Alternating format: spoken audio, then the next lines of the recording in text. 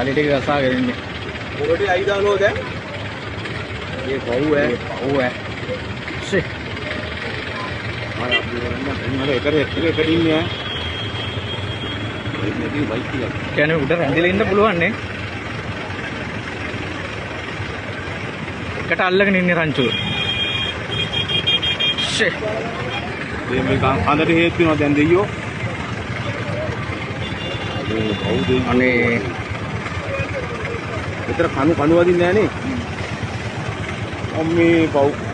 කණු වෙන වැදුන්නේ නැහැ. කණු වෙන වැදුන්නේ නැහැ.